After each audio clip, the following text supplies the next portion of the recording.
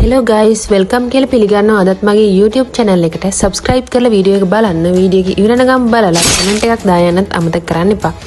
ඔයා කවදා හරි පාන්දර 2ට සිවිලිම දිහා බලන් ඉඳලා තියනවාද? එතකොට කොහේදෝ ඉඳන් අමුතු දුකක් ඔයාට දැනෙලා තියනවාද? කිසිම හේතුවක් නැහැ, නරක ආරංචියක් නැහැ, ඒත් හිතට බර චිත්ත වේගීය බලපෑමක් දැනෙලා තියනවාද? ඇත්තටම මේකට විද්‍යාත්මක පැහැදිලි කිරීමක් තියෙනවා. අද අපි කතා කරන්න යන්නේ ඒක ගැන. ඒක ගැන අද අපි පියවරෙන් පියවර කතා කරමු. කාලානුක්‍රමික ජීව විද්‍යාව කියන සංකල්පය ඔයා අහලා තියෙනවද? අපේ ජීව විද්‍යාත්මක රිද්මයන් පිළිබඳ විද්‍යාව තමයි මේ නමින් හඳුන්වන්නේ. අපේ ශරීරය ක්‍රියාත්මක වෙන්නේ සර්කැඩියානු රිද්මය කියලා හඳුන්වන අභ්‍යන්තර ඔරලෝසුවක් මත. ඒක අපේ ශක්තිය, හෝමෝන, උෂ්ණත්වය, මනෝභාවය සහ සිතීමේ හැකියාව පාලනය කරනවා. දවල් කාලෙදී මේ රටාව අපේ ශරීරය අවදියෙන් සහ සමබරව තියාගන්න උදව් වෙනවා. නමුත් රෑ 12 පහු වෙනකොට නම් ඊටාම වෙනස් දෙයක් තමයි සිද්ධ වෙන්නේ. පාන්දර 2 වෙනකොට අපේ ශරීරයේ මෙලටොනින් මට්ටම ඉතා ඉහළ යනවා. ඒකෙන් අපේ ශරීරය ගැඹුරු නිින්දකට සූදානම් කරනවා. නමුත් මේ මෙලටොනින්ට පුළුවන් අපේ ස්නායු පද්ධතිය අවපාතයට ලක් කරන්න.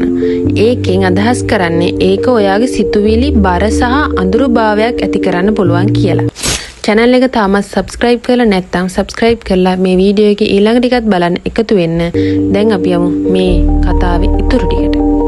රාත්‍රියේදී විශේෂයෙන් පාන්දර 2කින් පස්සේ මොළයේ තාර්කික තීරණ ගැනීමේ කොටස්, ඒ කියන්නේ මොළයේ පූර්ව ඉදිරිපස බාහිකය අක්‍රිය වෙනවා.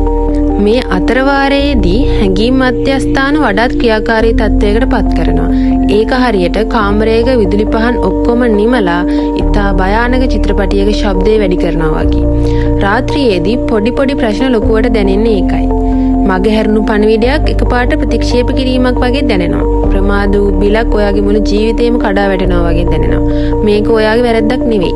ඒක මොළයේ තියෙන රසායන විද්‍යාත්මක බලපෑමක්. රාත්‍රිය උදා වුණාම මුළු ලෝකයම නිහඬයි. බාධා කිරීම නැහැ, ශබ්ද නැහැ, කෙටි පණිවිඩ නැහැ, මිනිසුන් නැහැ. ඔයයි ඔයාගේ සිතුවිලි විතරයි. මේ හුදකලාව පොඩි දේවල් විශාල කරලා පෙන්වනවා. මනෝවිද්‍යාඥවරු මේකට කියන්නේ හුදකලා ආචරණය කියලා. ඒකෙන් අදහස් කරන්නේ ඔයා පාන්දර 2 වෙනකොට ඔයාගේ ශරීරයට මනසට නිින්ද ඕනි.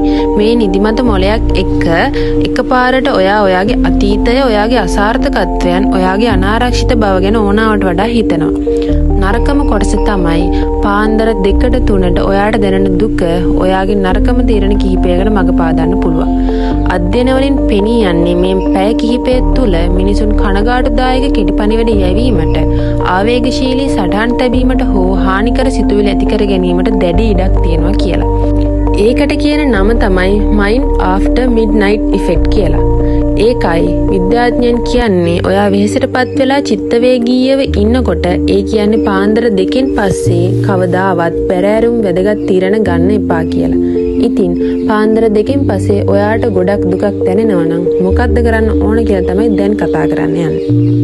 අපි මේකට කරන්න පුළුවන් දේවල් කිහිපයක් ගැන කතා කරමු. පළවෙනිම වැදගත්ම දේ තමයි නිින්දට ප්‍රමුඛ ස්ථානය දෙන්න ඕන. දවසකට පැය 7-9ක් අතර පුළුවන් තරම් නිදා ගන්න උත්සාහ කරන්න. පැයකට විතර කලින් දුරකථන පරිගණක භාවිතා කිරීම නවත්තන්න ඕනේ. ඔයාගේ සිතුවිලි දිනපොතක සටහන් කරන්න. ඒ දේවල් සිතේ තියාගන්න එපා. මොකද ඒවා හිතේ තියෙන තවත් ඔයාගේ හිත රිදෙනවා. ඔයාගේ සිතුවිලි මේ වගේ ජර්නල් කරන එක දැන් වඩාත් ප්‍රසිද්ධ දෙයක්. ඒක හරියට ට්‍රෙන්ඩ් එකක් වගේ. ඒක ඔයත් ඔයා වෙනුවෙන් උත්සාහ කරලා බලන්න. සංසුන් ගීත, ශබ්දවලට සවන් දෙන්න. හැමතිස්සෙම ඊටාම ශබ්ද සහිත සංගීතවලට ඇහුම්කන් දෙනවට වඩා මේ වගේ අවස්ථාවලදී සංසුන් ගීතවලට ඇහුම්කන් දෙන්න. නිදා ගන්න පෙර භාවනාව, හුස්ම ගැනීමේ ව්‍යායාම වගේ දේවල් උත්සාහ කරන්න. හිමීට උත්සාහ කරන්න. ඉදිරියේදී ඔයාට ඒක වඩා සාර්ථක ලෙස කරන්න පුළුවන් වෙයි. ඔයා තනි වෙලා කියලා හිතන්න එපා. මේ හැඟීම් ඇත්ත. නමුත් ඒවා తాවකාලිකයි. උදේ වෙනකොට මේ හැමදේම වෙනස් වෙලා මුළු ලෝකයක් අවදි වෙනවා. ඉතින් මේ වගේ හැඟීම් නිසා කවදාවත් ඔයාගේ ජීවිතේ නාස්ති කරගන්න එපා. ඒක නිසා මේ වගේ හැඟීමක් ඔයාලට දැනලා තියෙනවා නම් කමෙන්ට් එකක් දාගෙන යන්න අමතක කරන්න එපා. subscribe කරන්න. අපි අලුත් වීඩියෝ එකකින් ආයෙමත් හම්බෙමු.